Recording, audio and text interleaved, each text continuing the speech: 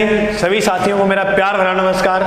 आज भारत के भूगोल में एक शानदार टॉपिक लेके आए हूं। बेहतरीन टॉपिक है, बिल्कुल सिंपल और आसान है, चिंता करने की कतई आवश्यकता नहीं है। और गुरुजी हमारा एग्जाम नजदीक आ गया, अब क्या करें, करना क्या है, वही पुराने हथियार अपनी किताबें उठा लो और लग जाओ पूरी तैयारी के साथ। तो बिल्कुल आसान टॉपिक है, ग्राम सेवक एग्जाम में बहुत इंपॉर्टेंट टॉपिक है। भारत की कृषि अच्छी तरह से मेंशन किया हुआ टॉपिक है। बिल्कुल सिंपल और आसान तरीके से हम ये पूरा का पूरा टॉपिक क्लियर कर लेते हैं। बिल्कुल अच्छा और आसान टॉपिक है। चलो देखिए, अब भारत की कृषि में अगर हम बात करें तो समझिएगा साथियों ध्यान से कि ये सारे जहां से अच्छा हिंदुस्तान हमारा, ये प्यारा सा क्या है भाई गुरुजी, ये तो भारत है हमारा, बिल्कुल भारत है। भारत के अंदर अगर हम बात करें तो भारत के 51% भूभाग पर की जाती है प्रिय साथियों कृषि। क्या की जाती है? कृषि। जबकि 21% जो भूमि है उस पर केवल वन बोए जाते हैं। क्या बोए जाते हैं? वन। इसके अलावा बात की जाए 24% भूमि जो है वो भारत की क्या है भाई? बंजर।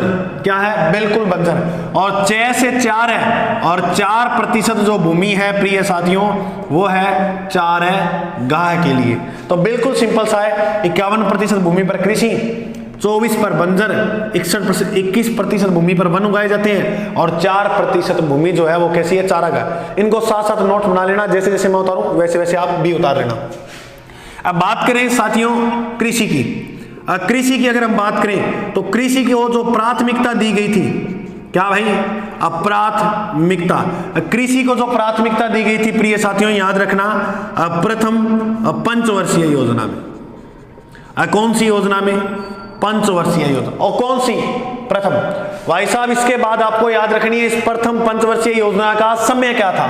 तो प्रथम पंचवर्षीय योजना का जो समय था वो था 1951 से शुरू हुई थी।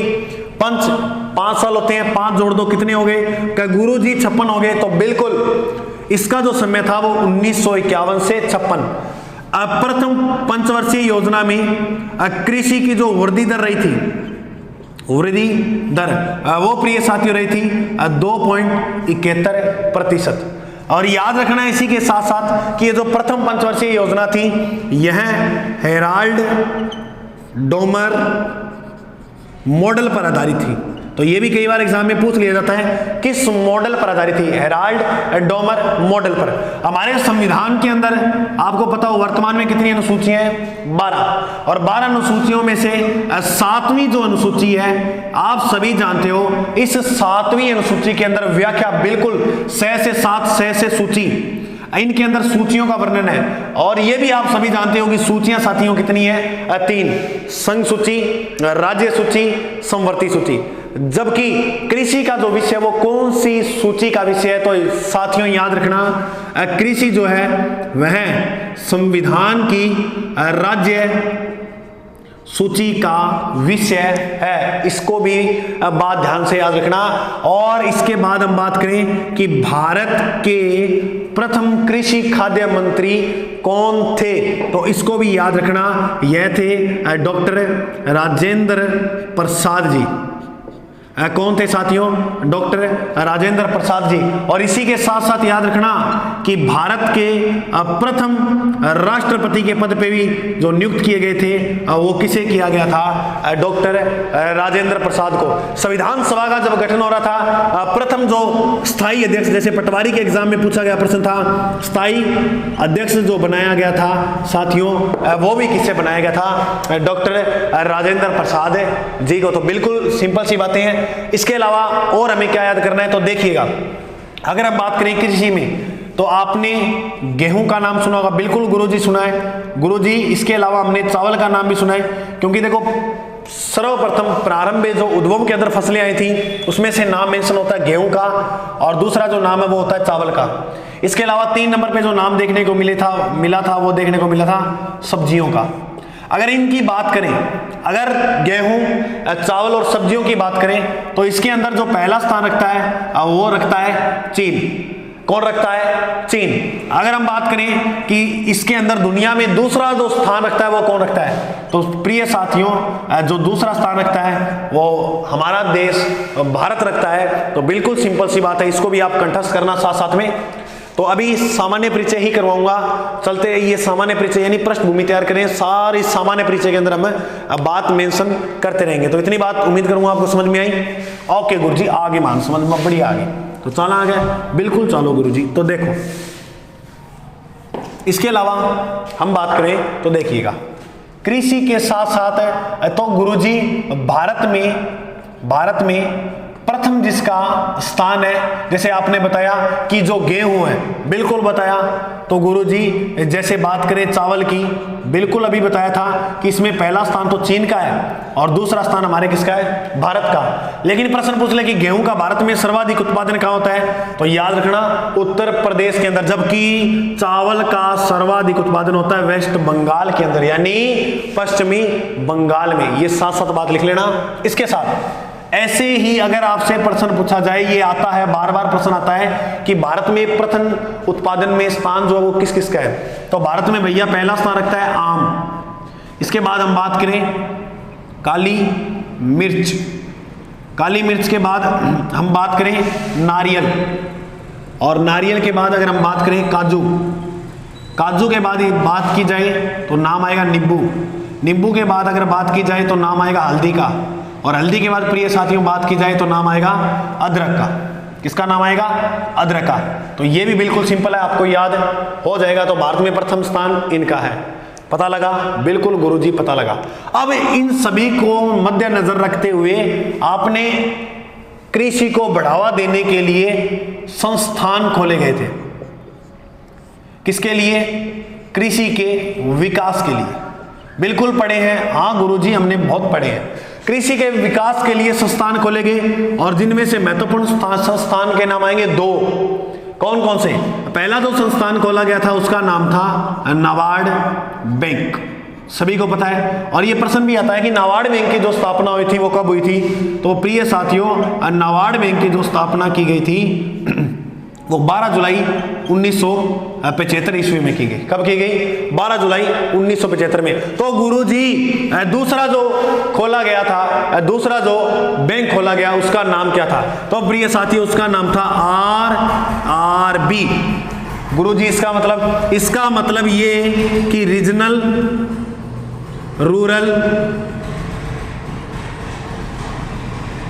बैंक। RRB की फुल फॉर्म क्या हो जाएगी, रीजनल रूरल बैंक। गुरुजी इसकी स्थापना, तो भैया इसकी स्थापना होती है 2 अक्टूबर 1982 के अंदर।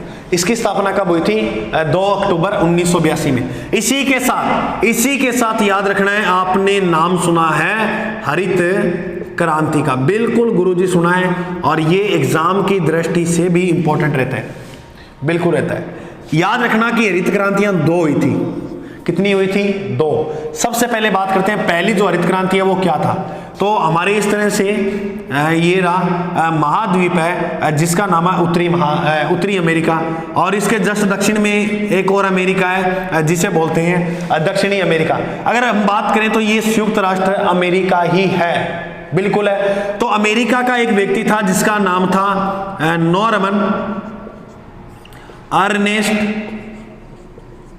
वॉरलॉग। ये व्यक्ति कहां का था, ये याद रखना, आप एग्जाम में पूछ लेते हैं। ये व्यक्ति अमेरिका का था। कहां का था, अमेरिका का। सबसे पहले जो क्रांति की शुरुआत की थी, हरित क्रांति की शुरुआत, वो नॉर्मन अर्नेस्ट वॉरलॉग ने की थी 1966 के अंदर। कब की, 1966 में। 1966-67 मेंशन किया गया किताबों में समय को, लेकिन मुख्य रूप से 1966 में शुरू हो गई थी। अगर हम बात करें नॉर्मन वॉरलॉग ने तो विश्व स्तर पे शुरू कर दी थी। तो गुरुजी इस हरित क्रांति को भारतीय स्तर पे जो शुरू किया था उस व्यक्ति का नाम क्या था, तो उस व्यक्ति का नाम था MS स्वामीनाथन। तो MS जो स्वामीनाथन थे उसने इस हरित क्रांति को भारत के अंदर क्या किया था, शुरू किया था। इस हरित क्रांति में क्या था, हरित क्रांति के अंदर उच्च गुणवत्ता वाले बीजों वगैरह को इनमें रखा गया था। और याद रखना मेंस की दृष्टि से भी, जैसे RS का कुछ विद्यार्थियों ने अभी प्री अच्छा हुआ, फोन बहुत आए, तो जैसे प्री हुआ, तो जैसे मेंस की दृष्टि से बताऊं हरित क्रांति के बारे में, आपसे 50 वर्ड में लिखो, कम से कम मान के चलना 5 नंबर का प्रश्न बन सकता है, कोई बड़ी बात नहीं है। तो इसको अच्छी तरह से याद करना। देखो कैसे, हरित क्रांति में केवल जो बड़े किसान थे, केवल जो बड़े किसान थे उनको ही लाभ मिला था। एक तो बात ये याद रखना। तो गुरुजी जो छोटे किसान थे, वो छोटे किसान जो थे वो वंचित रहे। छोटे किसान जो थे वो क्या रहे थे? वंचित। मुन्ना राइटिंग पे मत जाना, राइटिंग पे मत जाना, तेज लिखा रहा हूं मैं, सोच रहा हूं कि आपका पूरा अच्छी तरह से टॉपिक क्लियर हो जाए और एक अच्छे लेवल के साथ साथ में हो जाए। इसके साथ याद रखो, केवल बड़े किसानों को लाभ हुआ। हरित क्रांति का जब शुरू में शुरुआती दौर था, उस समय जो सर्वाधिक परिवर्तन देखने को मिला था, सर्वाधिक परिवर्तन देखने को मिला था, ये लिख लेना सेम ऐसी लाइन, सर्वाधिक परिवर्तन जो है वो देखने को मिला था पंजाब व हरियाणा में, पंजाब व हरियाणा में।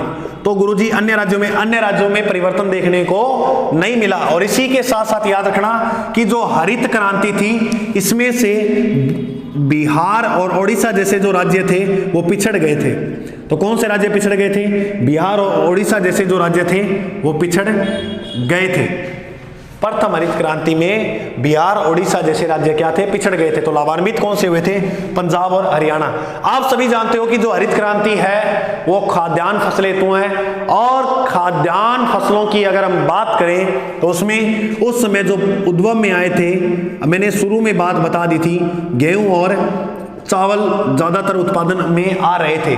इसके दौरान जो सर्वाधिक उत्पादन किया गया था प्रथम हरित क्रांति में, वो किसका किया गया था? चावल को। तो याद, गेहूं का।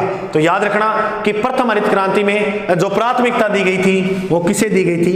गेहूं को प्राथमिकता दी गई। इसके बाद हम बात करें द्वितीय हरित क्रांति की।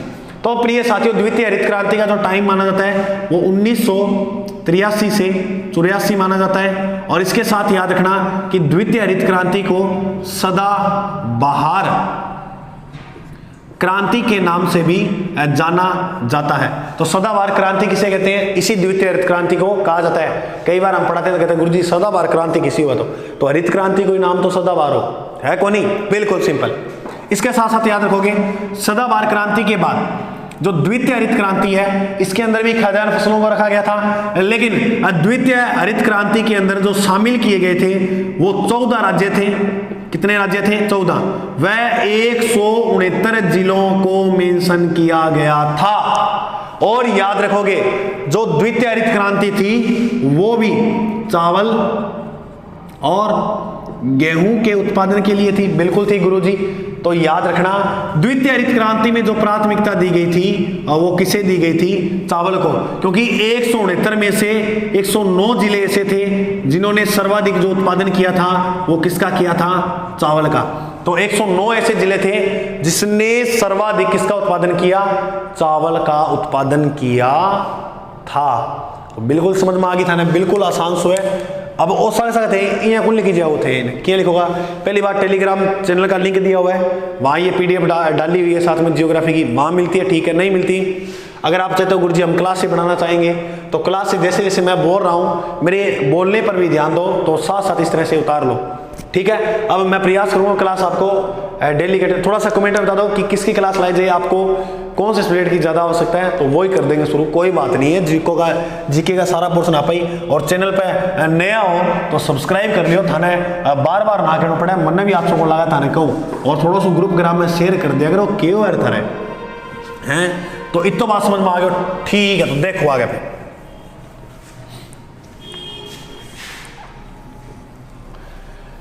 ये लो भाई। अब इसके बाद बात करें, हमने एक क्रांति पढ़ी जिसका नाम था हरित क्रांति। हरित क्रांति के बाद हम जाने कि हरित क्रांति के बाद जो और भी क्रांतियां हुई थी जिसे हम बोलते हैं भारत के अंदर हुई प्रमुख क्रांति, अब वो कौन कौन सी थी? तो आप ये भी सभी जानते हो। और यहाँ से प्रश्न देखो, जैसे जीडी वाला एग्जाम चल रहा है तो ये सुमेलित वाला प्रश्न भी बन सकता है, कोई बड़ी बात है नहीं है। अब जैसे आज जो वो पेपर थे तो जैसलमेर वगैरह से बच्चे गए हुए थे, मैसेज आए, बहुत अच्छा हुआ सुनकर गुरुजी हमारा जैसे जीके का पोर्शन था थोड़ा सा लेवल का, लेकिन नदियों और अभ्यारण्य से ज़्यादा प्रश्न आए और हमारे पूरे के पूरे लगभग सही है, तो बहुत खुशी मिलती है। तो मैं ये चाहता हूँ कि आपका भी ऐसा मैसेज आए एक दिन कि गुरुजी हमारा इस भर्ती के अंदर चयन हो गया, कि गुरुजी हमारा यहाँ इस तरह से ये हुआ, बहुत अच्छा लगता है, बहुत खुशी होती है। पढ़ाई इसीलिए रहे हैं, है नहीं, आपकी खुशी के लिए कर रहे हैं सब कुछ काम। और एक बात और बता दूं, जैसे 10 तारीख को सेमिनार रखा है सेंटर पे सूरतगढ़ के अंदर विजन इंस्टीट्यूट में, तो मुझे नीचे मोबाइल नंबर भी दिए, वहाँ से आप संपर्क कर सकते हो। क्या गुरुजी रुपया ले हुआ है सेमिनार? अरे रुपये कैसे लेंगे सेमिनार में, बताओ आप पैसे लेने के लिए बुलाया क्या आपको यहाँ?